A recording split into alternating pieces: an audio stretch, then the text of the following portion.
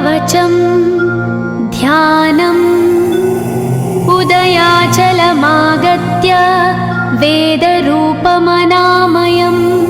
तुष्टावपरया भक्ता वालखिल्यादिभिर्वृतं देवसुरैः सदा वन्द्यं ग्रहैश्च परिवेष्टितं ध्यायन् स्तवन् पठन् नाम यः सूर्यकवचं सदा।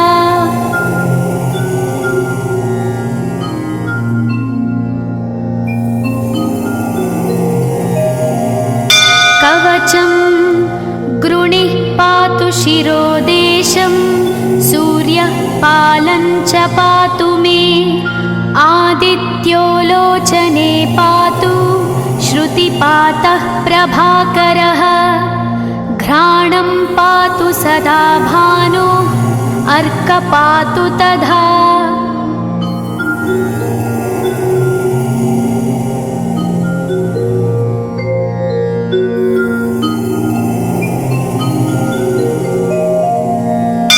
जिह्वं पातु जगन्नाथः कण्ठं पातु विभावसु स्कन्धौ ग्रहपतिः पातु भुजौ पातु प्रभाकरः आहस्करः पातु हस्तौ हृदयं पातु भानुमान्।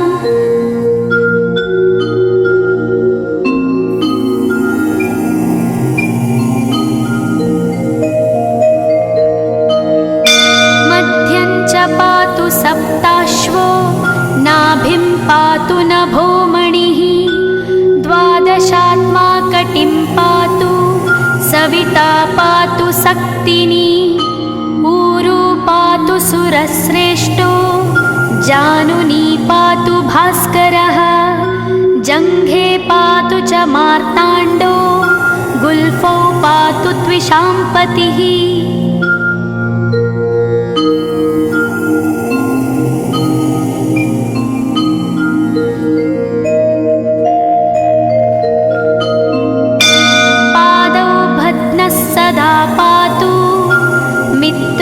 सकलं वपुः वेदत्रयात्मकस्वामिन् नारायण जगत्पते आयतयामं तं कञ्ची द्वेदरूपः प्रभाकरः स्तोत्रेणानेन सन्तुष्टो वालखिल्यादिभिर्वृतः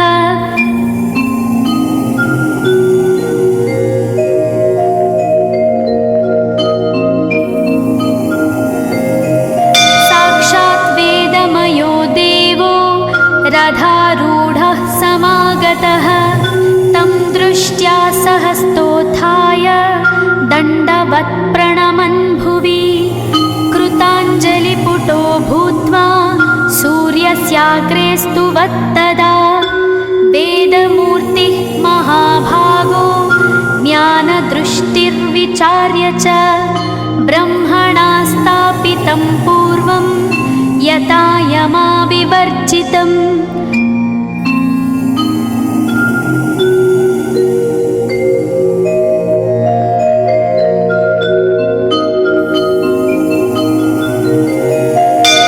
सत्त्वप्रधानं शुक्लाख्यं वेदरूपमनामयं शब्दब्रह्ममयं वेदं सत्कर्म ब्रह्मवाचकम् मुनिमध्यापयामास प्रथमं सविता स्वयं तेन प्रथमदत्तेन वेदेन परमेश्वरः यज्ञवल्क्यो मुनिश्रेष्ठः कृतकृत्यो भवत्तदा।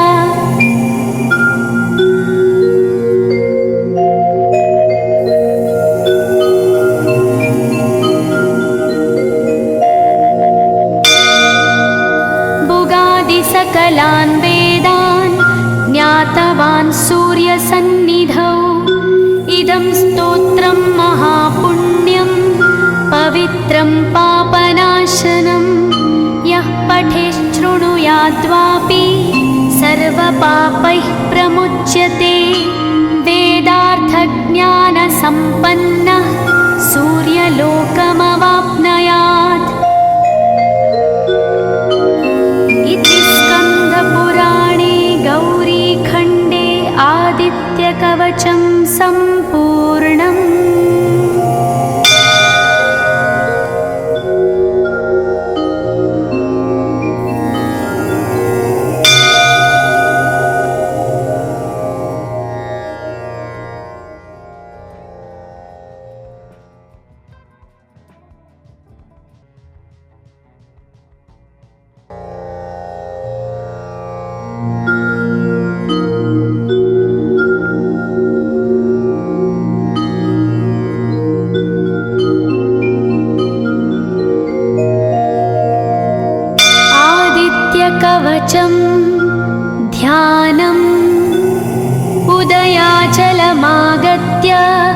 वेदरूपमनामयं तुष्टावपरया भक्ता वालखिल्यादिभिर्वृतं देवसुरैः सदा वन्द्यं ग्रहैश्च परिवेष्टितं ध्यायन् स्तवन् पठन् नाम यः सूर्यकवचं सदा।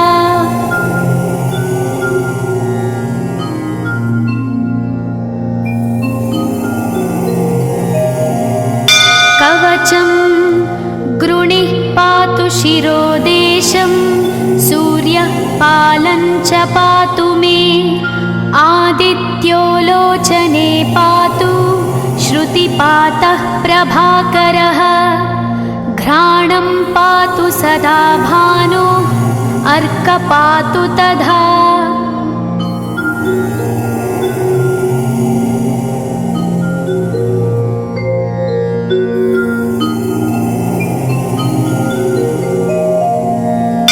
जिह्वं पातु जगन्नाथः कण्ठं पातु विभावसु स्कन्धौ ग्रहपतिः पातु भुजौ पातु प्रभाकरः आहस्करः पातु हस्तौ हृदयं पातु भानुमान्।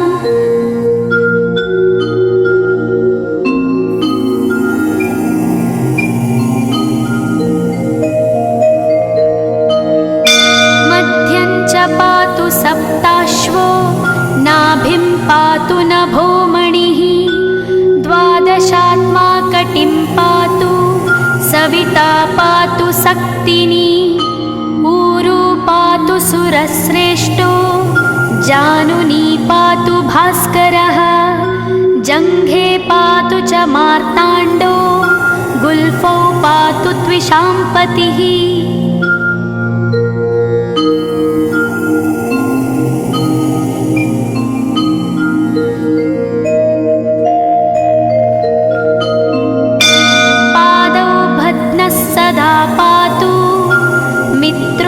सकलं वपुः वेदत्रयात्मकस्वामिन् नारायण जगत्पते आयतयामं तं कञ्ची द्वेदरूपः प्रभाकरः स्तोत्रेणानेन सन्तुष्टो वालखिल्यादिभिर्वृतः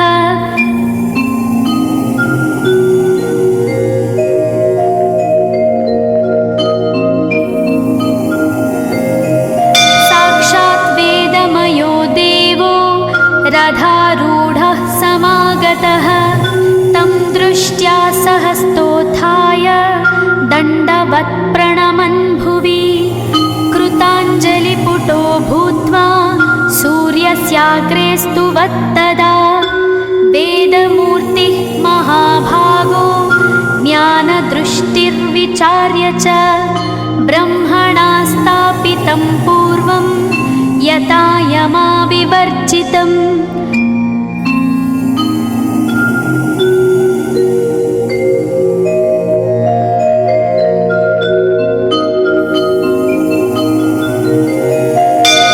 सत्त्वप्रधानं शुक्लाख्यं वेदरूपमनामयं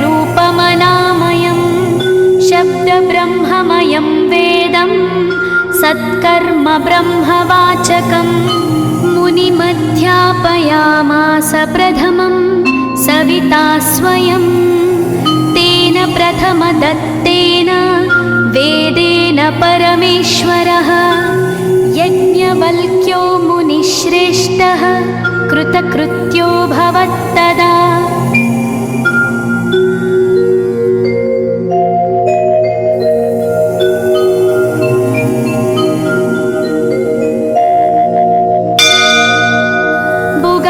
सकलान् वेदान् ज्ञातवान् सूर्यसन्निधौ इदं स्तोत्रं महापुण्यं पवित्रं पापनाशनं यः पठेच्छृणुयाद्वापि सर्वपापैः प्रमुच्यते वेदार्थज्ञानसम्पन्नः सूर्यलोकमवाप्नुयात्। इति स्कन्दपुराणे गौरीखण्डे आदि आदित्यकवचं सम्पूर्णम्।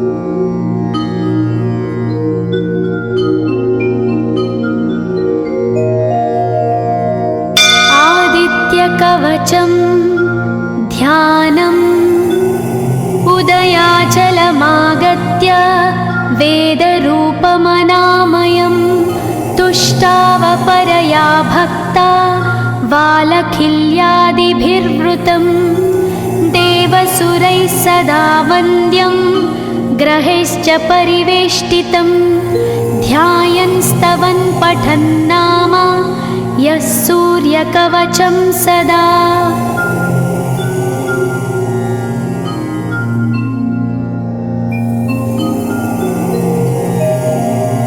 कवचं गृणिः पातु शिरोदेशं सूर्यः पालं च पातु मे आदित्यो लोचने पातु श्रुतिपातः प्रभाकरः घ्राणं पातु सदा भानो अर्क पातु तथा।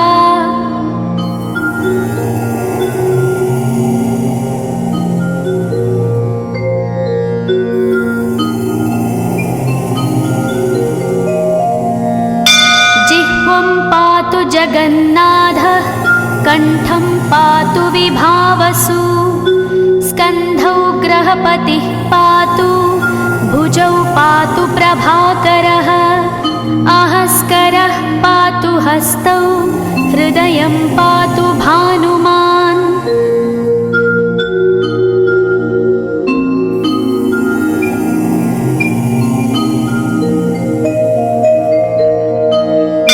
मध्यं च पातु सप्ताश्वो नाभिं पातु नभोमणिः द्वादशात्मा कटिं पातु सविता पातु सक्तिनी ऊरू पातु सुरश्रेष्ठो जानुनी पातु भास्करः जङ्घे पातु च मार्ताण्डो गुल्फौ पातु त्विषाम्पतिः।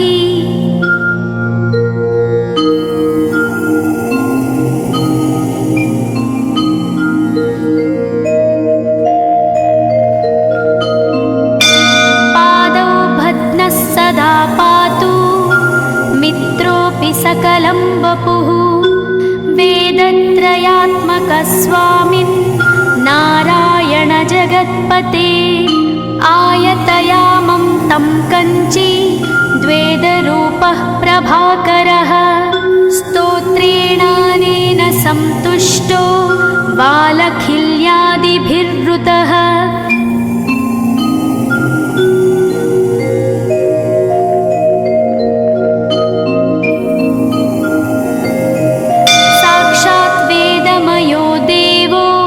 रथारूढः समागतः तं दृष्ट्या सहस्तोत्थाय दण्डवत् प्रणमन् भुवि कृताञ्जलिपुटो भूत्वा सूर्यस्याग्रे स्तुवत्तदा वेदमूर्तिः महाभागो ज्ञानदृष्टिर्विचार्य च ब्रह्मणा स्थापितं पूर्वं यथा यमाविवर्जितम्।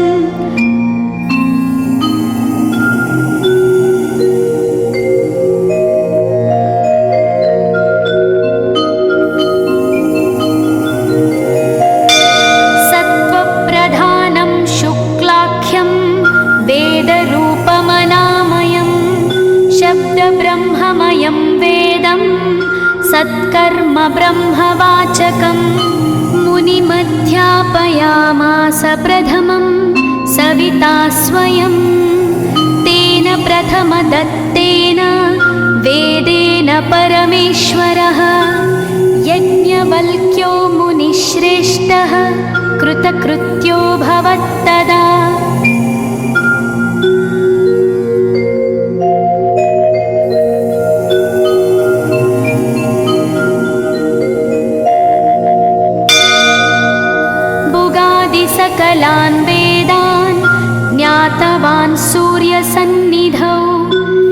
वेदं स्तोत्रं महापुण्यं पवित्रं पापनाशनं यः पठेच्छृणुयाद्वापि सर्वपापैः प्रमुच्यते वेदार्थज्ञानसम्पन्नः सूर्यलोकमवाप्नुयात्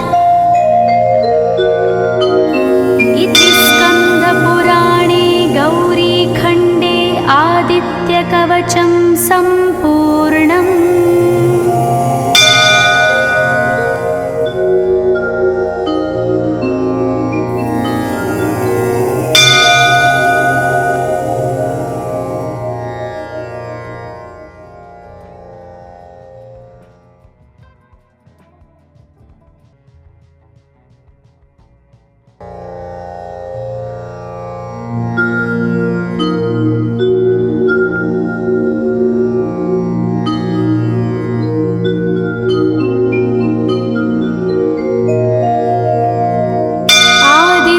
कवचं ध्यानम् उदयाचलमागत्य वेदरूपमनामयं तुष्टावपरया भक्ता वालखिल्यादिभिर्वृतं देवसुरैः सदा वन्द्यं ग्रहैश्च परिवेष्टितं ध्यायन् स्तवन् पठन् नाम यः सूर्यकवचं सदा।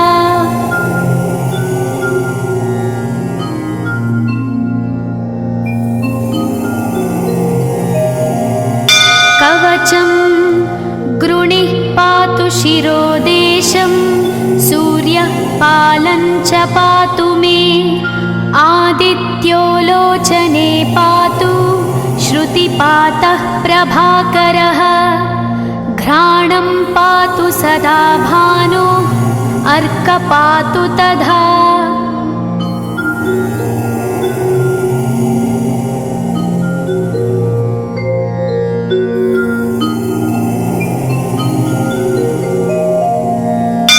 जिह्वं पातु जगन्नाथः कण्ठं पातु विभावसु स्कन्धौ ग्रहपतिः पातु भुजौ पातु प्रभाकरः आहस्करः पातु हस्तौ हृदयं पातु भानुमान्।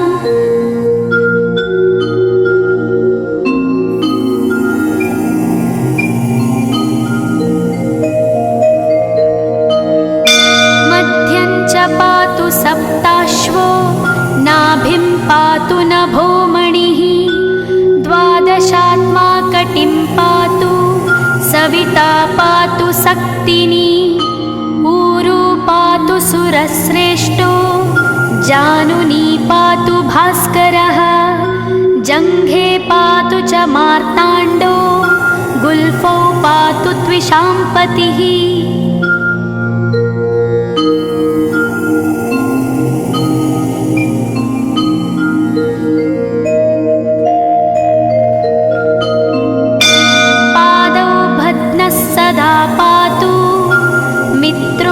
सकलं वपुः वेदत्रयात्मकस्वामिन् नारायण जगत्पते आयतयामं तं कञ्ची द्वेदरूपः प्रभाकरः स्तोत्रेणानेन सन्तुष्टो वालखिल्यादिभिर्वृतः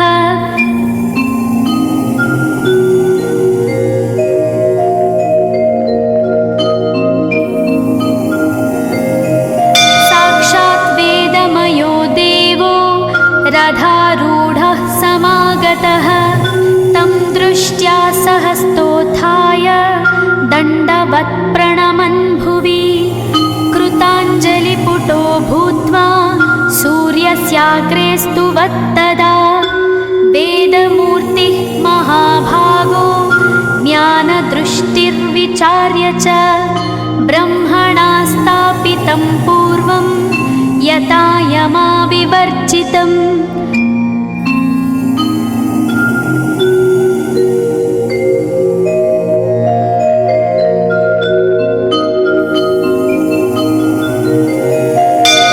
सत्त्वप्रधानं शुक्लाख्यं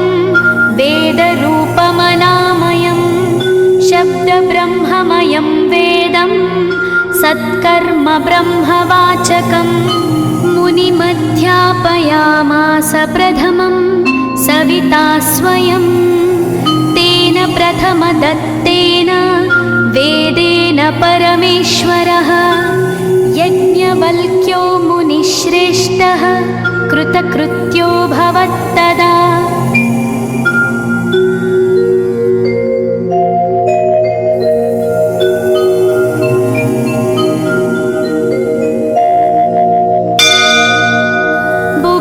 सकलान् वेदान् ज्ञातवान् सूर्यसन्निधौ। इदं स्तोत्रं महापुण्यं पवित्रं पापनाशनं। यः पठेच्छृणुयाद्वापि सर्वपापैः प्रमुच्यते। वेदार्थज्ञानसम्पन्नः सूर्यलोकमवाप्नुयात्।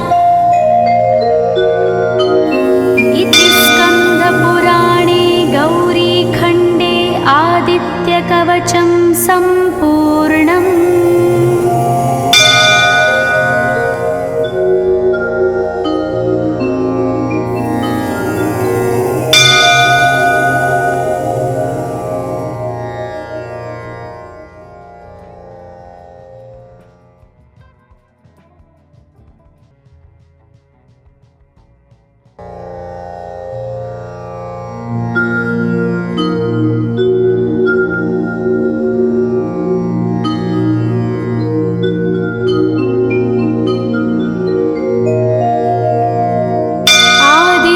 कवचं ध्यानम्।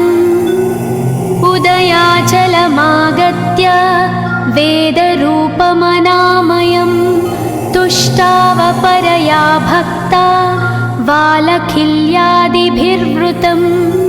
देवसुरैः सदा वन्द्यं ग्रहैश्च परिवेष्टितं। ध्यायन् स्तवन् पठन् नाम यः सूर्यकवचं सदा।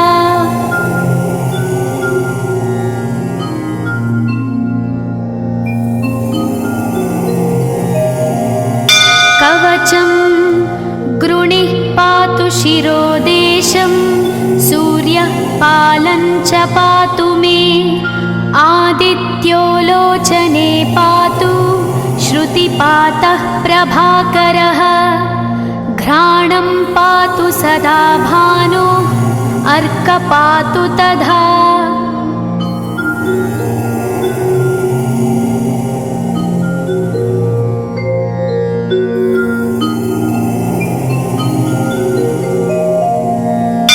जिह्वं पातु जगन्नाथः कण्ठं पातु विभावसु। स्कन्धौ ग्रहपतिः पातु भुजौ पातु प्रभाकरः।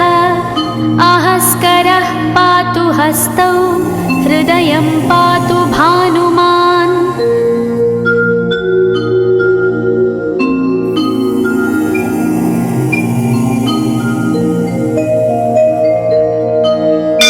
मध्यं च पातु सप्ताश्वो नाभिं पातु नभोमणिः। द्वादशात्मा कटिं पातु सविता पातु सक्तिनी। ऊरू पातु सुरश्रेष्ठो जानुनी पातु भास्करः। जङ्घे पातु च मार्ताण्डो गुल्फौ पातु त्विषाम्पतिः।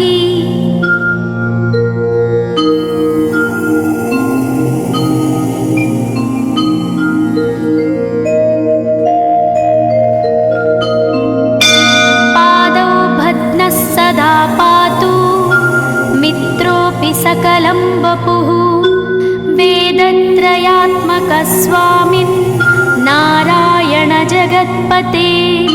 आयतयामं तं कञ्ची द्वेदरूपः प्रभाकरः। स्तोत्रेणानेन सन्तुष्टो वालखिल्यादिभिर्वृतः।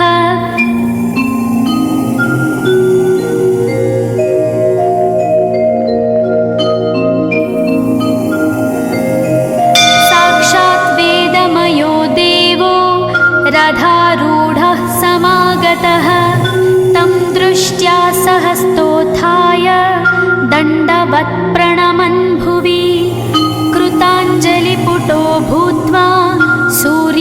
व्याघ्रेस्तु वत्तदा वेदमूर्तिः महाभागो ज्ञानदृष्टिर्विचार्य च ब्रह्मणा स्थापितं पूर्वं यथा यमाविवर्जितम्।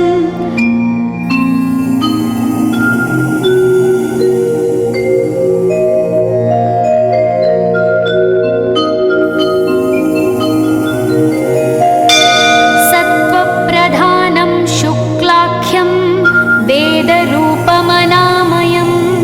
शब्दब्रह्ममयं वेदं सत्कर्म ब्रह्मवाचकं मुनिमध्यापयामास प्रथमं सविता स्वयं तेन प्रथमदत्तेन वेदेन परमेश्वरः यज्ञवल्क्यो मुनिश्रेष्ठः कृतकृत्यो भवत्तदा।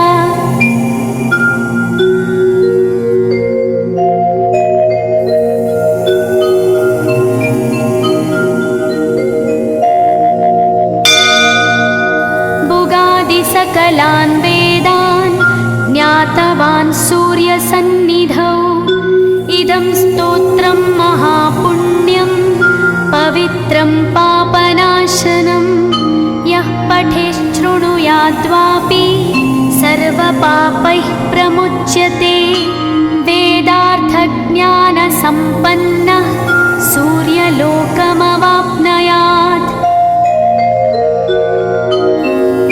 स्कन्दपुराणे गौरीखण्डे आदित्यकवचं सम्पूर्णम्।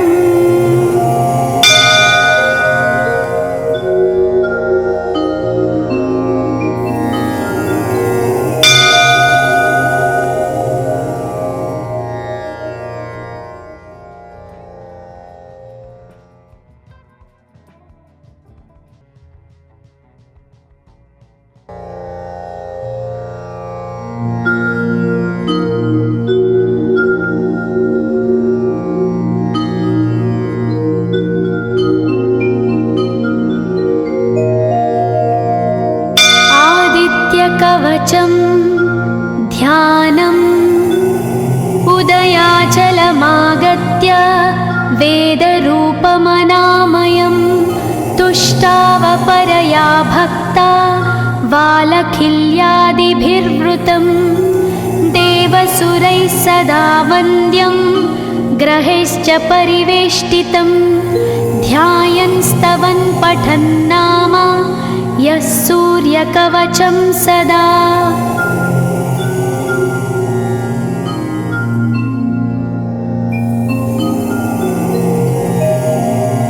कवचं गृणिः पातु शिरोदेशं सूर्यः पालं च पातु मे आदित्यो लोचने पातु श्रुतिपातः प्रभाकरः घ्राणं पातु सदा भानो अर्क पातु तथा।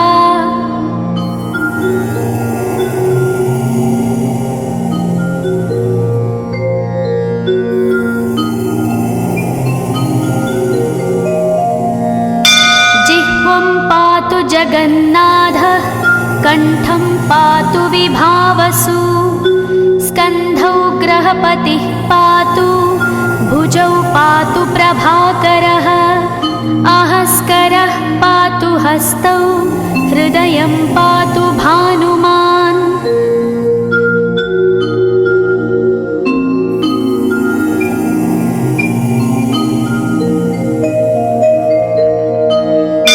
मध्यं च पातु सप्ताश्वो नाभिं पातु नभोमणिः द्वादशात्मा कटिं पातु सविता पातु सक्तिनी ऊरू पातु सुरश्रेष्ठो जानुनी पातु भास्करः जङ्घे पातु च मार्ताण्डो गुल्फौ पातु त्विषाम्पतिः।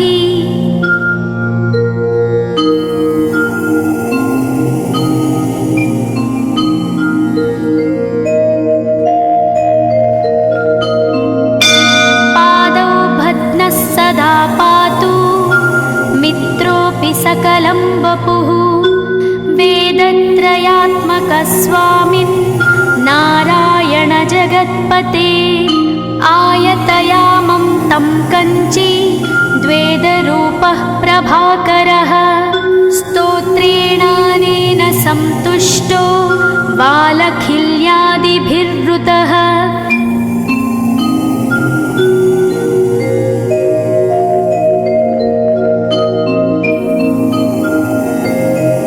साक्षात् वेदमयो देवो रथारूढः समागतः तं दृष्ट्या सहस्तोत्थाय दण्डवत् प्रणमन् भुवि कृताञ्जलिपुटो भूत्वा सूर्यस्याग्रे स्तुवत्तदा वेदमूर्तिः महाभागो ज्ञानदृष्टिर्विचार्य च ब्रह्मणा स्थापितं पूर्वं यथा यमाविवर्जितम्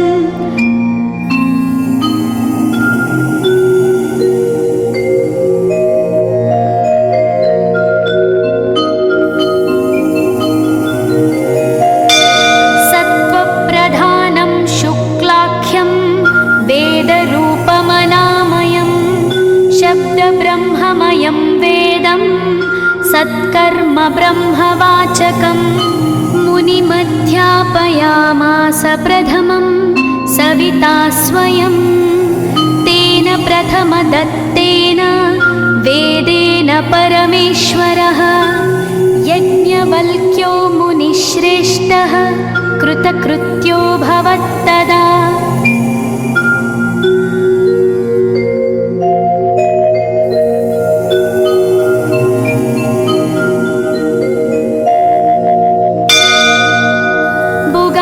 सकलान् वेदान् ज्ञातवान् सूर्यसन्निधौ इदं स्तोत्रं महापुण्यं पवित्रं पापनाशनं यः पठेच्छृणुयाद्वापि सर्वपापैः प्रमुच्यते वेदार्थज्ञानसम्पन्नः सूर्यलोकमवाप्नुयात्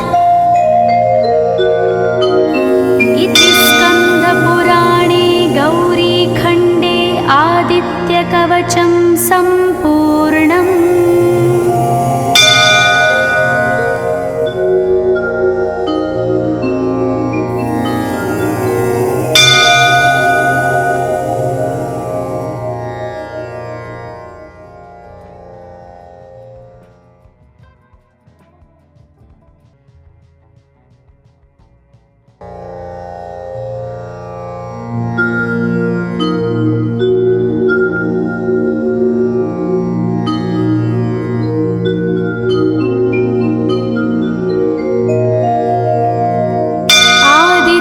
कवचं ध्यानम् उदयाचलमागत्य वेदरूपमनामयं तुष्टावपरया भक्ता वालखिल्यादिभिर्वृतं देवसुरैः सदा वन्द्यं ग्रहैश्च परिवेष्टितं ध्यायन् स्तवन् पठन् नाम यः सूर्यकवचं सदा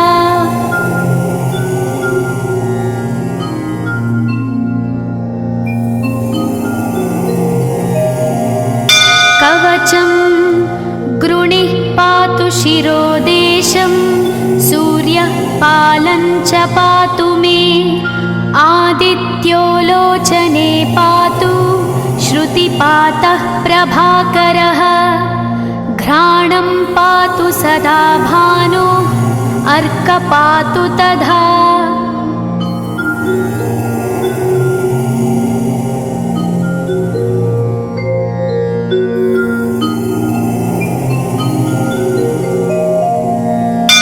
जिह्वं पातु जगन्नाथः कण्ठं पातु विभावसु स्कन्धौ ग्रहपतिः पातु भुजौ पातु प्रभाकरः आहस्करः पातु हस्तौ हृदयं पातु भानुमान्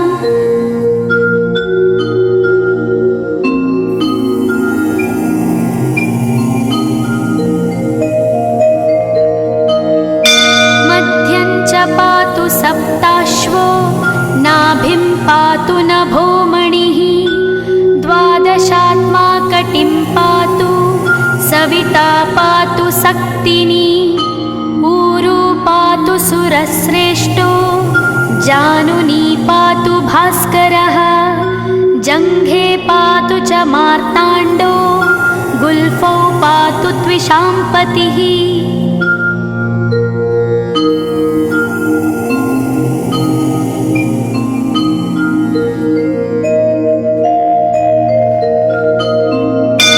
पादौ भद्नः सदा पातु मित्रोऽपि सकलं वपुः वेदत्रयात्मकस्वामिन् नारायण जगत्पते आयतयामं तं कञ्ची द्वेदरूपः प्रभाकरः स्तोत्रेणानेन सन्तुष्टो वालखिल्यादिभिर्वृतः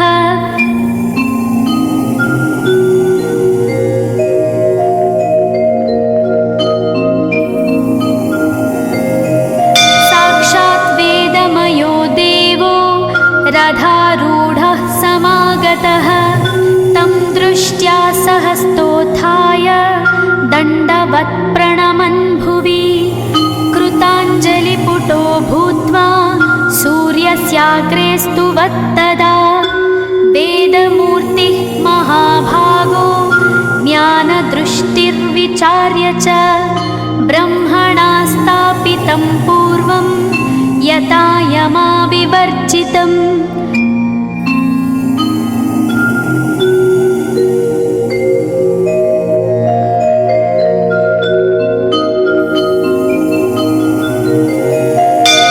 सत्त्वप्रधानं शुक्लाख्यं वेदरूपमनामयं शब्दब्रह्ममयं वेदं सत्कर्म ब्रह्मवाचकं मुनिमध्यापयामास प्रथमं सविता स्वयं तेन प्रथमदत्तेन वेदेन परमेश्वरः यज्ञवल्क्यो मुनिश्रेष्ठः कृतकृत्यो भवत्तदा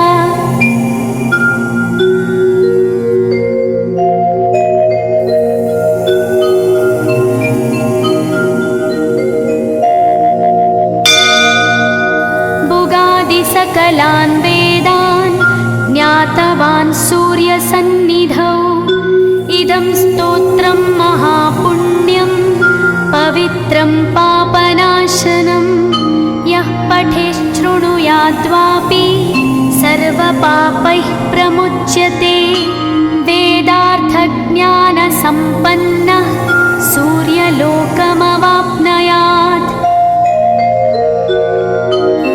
इति स्कन्दपुराणे गौरीखण्डे आदित्यकवचं सम्पूर्णम्।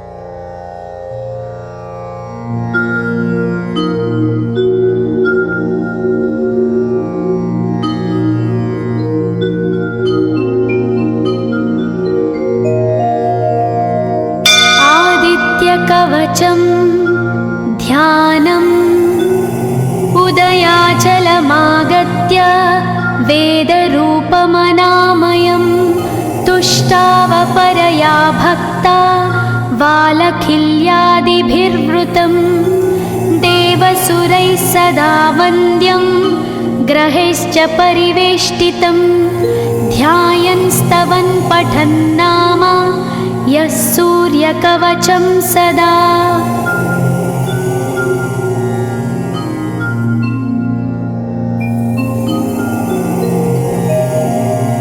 कवचं गृणिः पातु शिरोदेशं सूर्यः पालं च पातु मे आदित्यो लोचने पातु श्रुतिपातः प्रभाकरः घ्राणं पातु सदा भानो अर्क पातु तथा।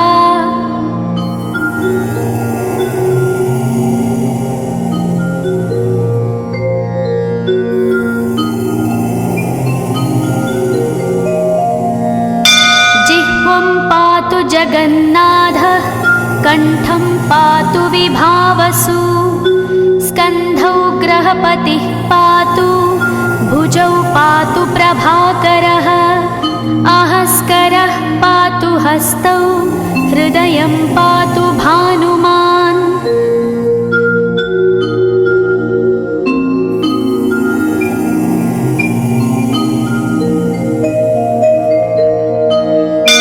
मध्यं च पातु सप्ताश्वो नाभिं पातु नभोमणिः द्वादशात्मा कटिं पातु सविता पातु सक्तिनी ऊरू पातु सुरश्रेष्ठो जानुनी पातु भास्करः जङ्घे पातु च मार्ताण्डो गुल्फौ पातु त्विषाम्पतिः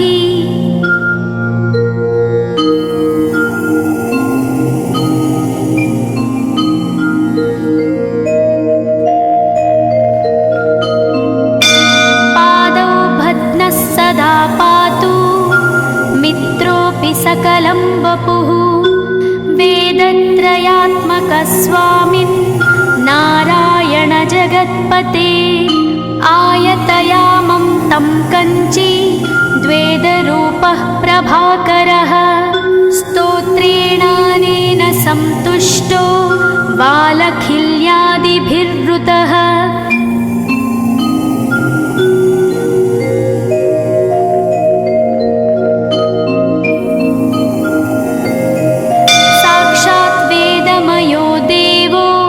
रथारूढः समागतः तं दृष्ट्या सहस्तोत्थाय दण्डवत् प्रणमन् भुवि कृताञ्जलिपुटो भूत्वा सूर्यस्याग्रे स्तुवत्तदा वेदमूर्तिः महाभागो ज्ञानदृष्टिर्विचार्य च ब्रह्मणा स्थापितं पूर्वं यथा यमाविवर्जितम्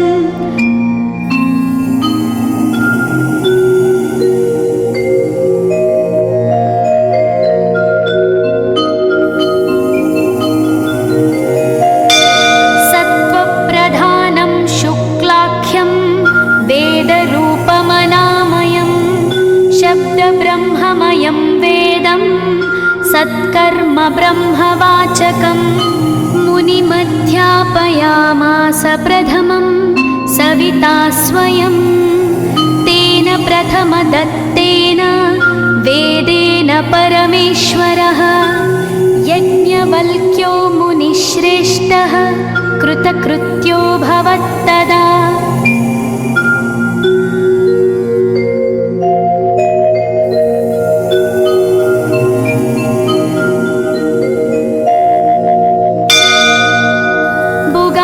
सकलान् वेदान् ज्ञातवान् सूर्यसन्निधौ इदं स्तोत्रं महापुण्यं पवित्रं पापनाशनं यः पठेच्छृणुयाद्वापि सर्वपापैः प्रमुच्यते वेदार्थज्ञानसम्पन्नः सूर्यलोकमवाप्नुयात्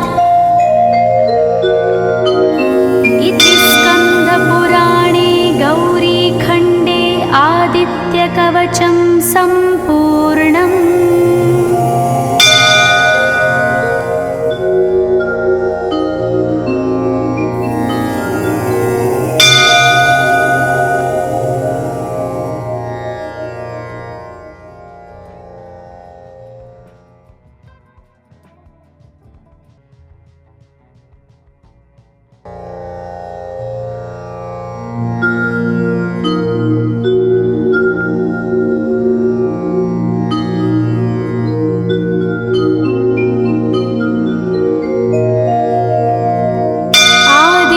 कवचं ध्यानम् उदयाचलमागत्य वेदरूपमनामयं तुष्टावपरया भक्ता वालखिल्यादिभिर्वृतं देवसुरैः सदा वन्द्यं ग्रहैश्च परिवेष्टितं ध्यायन् स्तवन् पठन् नाम यः सूर्यकवचं सदा।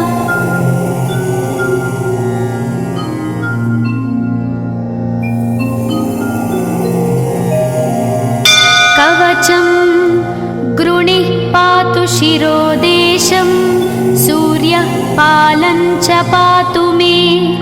आदित्यो लोचने पातु, श्रुतिपातः प्रभाकरः। घ्राणं पातु सदा भानो, अर्कः पातु तथा।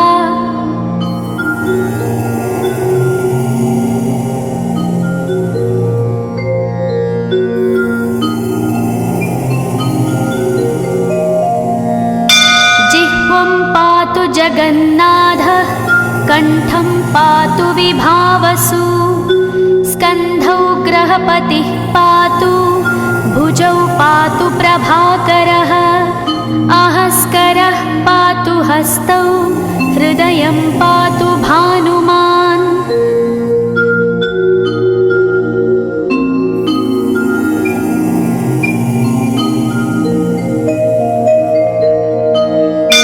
मध्यं च पातु सप्ताश्वो, नाभिं पातु नभोमणिः। द्वादशात्मा कटिं पातु, सविता पातु सक्तिनी।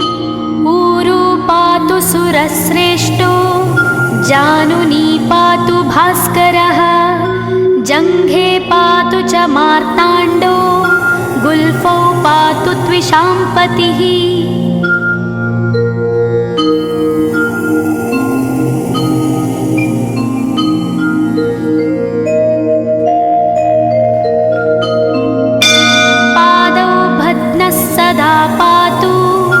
मित्रोऽपि सकलं वपुः, वेदत्रयात्मकः स्वामिन् नारायण जगत्पते। आयतयामं तं कञ्ची, द्वेदरूपः प्रभाकरः। स्तोत्रेणानेन सन्तुष्टो, बालखिल्यादिभिर्वृतः।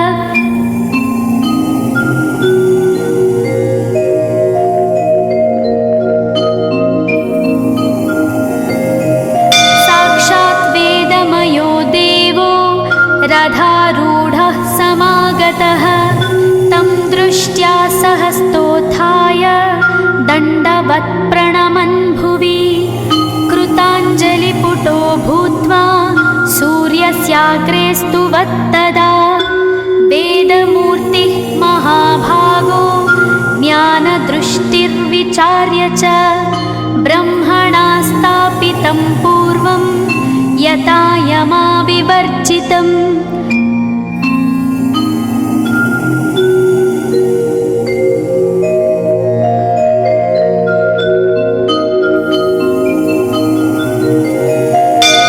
सत्त्वप्रधानं शुक्लाख्यं, वेदरूपमनामयं। शब्दब्रह्ममयं वेदं, सत्कर्म ब्रह्मवाचकम्। मुनिमध्यापयामास प्रथमं, सविता स्वयं। तेन प्रथमदत्तेन, वेदेन परमेश्वरः। यज्ञवल्क्यो मुनिश्रेष्ठः, कृतकृत्यो भवत्तदा।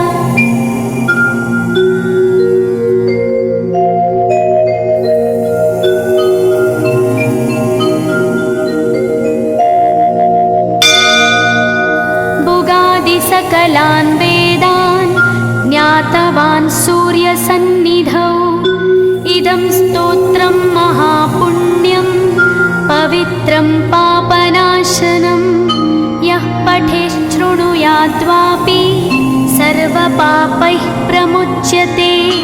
वेदार्थज्ञानसम्पन्नः, सूर्यलोकमवाप्नुयात्। इति स्कन्दपुराणे गौरीखण्डे आदित्यकवचं सम्पूर्णम्।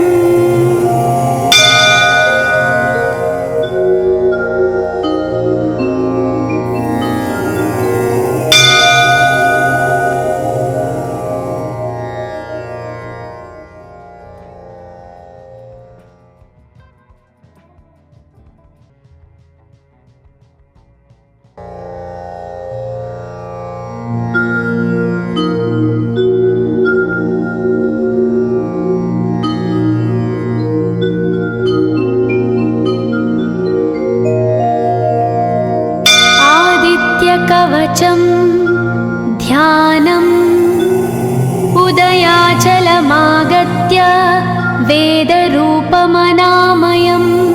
तुष्टावपरया भक्ता वालखिल्यादिभिर्वृतं देवसुरैः सदा वन्द्यं ग्रहैश्च परिवेष्टितं ध्यायन् स्तवन् पठन् नाम यः सूर्यकवचं सदा।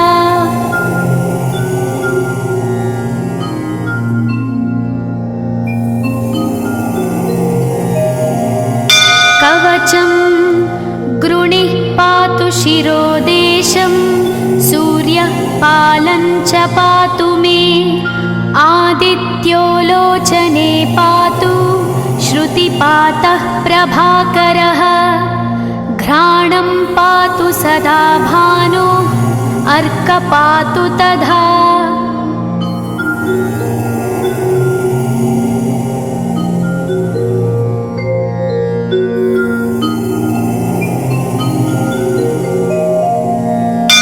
जिह्वं पातु जगन्नाथः कण्ठं पातु विभावसु स्कन्धौ ग्रहपतिः पातु भुजौ पातु प्रभाकरः अहस्करः पातु हस्तौ हृदयं पातु भानुमान्।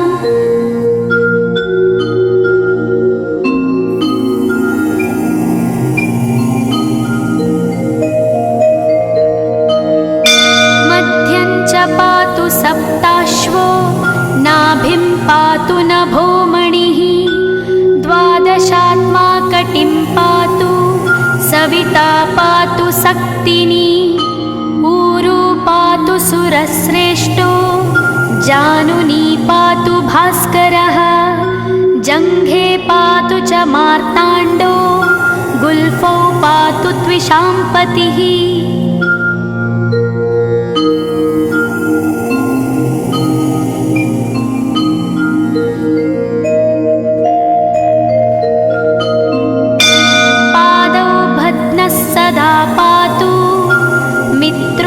सकलं वपुः वेदत्रयात्मकस्वामिन् नारायण जगत्पते आयतयामं तं कञ्ची द्वेदरूपः प्रभाकरः स्तोत्रेणानेन सन्तुष्टो वालखिल्यादिभिर्वृतः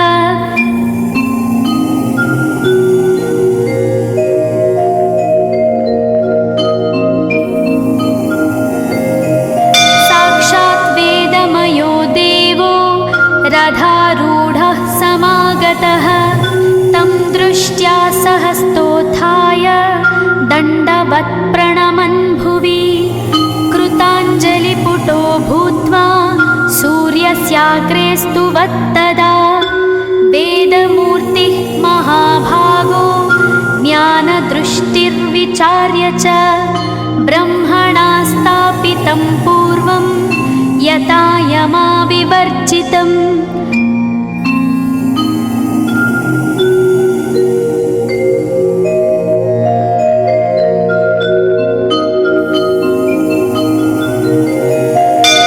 सत्त्वप्रधानं शुक्लाख्यं वेदरूपमनामयं शब्दब्रह्ममयं वेदं सत्कर्म ब्रह्मवाचकम् मुनिमध्यापयामास प्रथमं सविता स्वयं तेन प्रथमदत्तेन वेदेन परमेश्वरः यज्ञवल्क्यो मुनिश्रेष्ठः कृतकृत्यो भवत्तदा।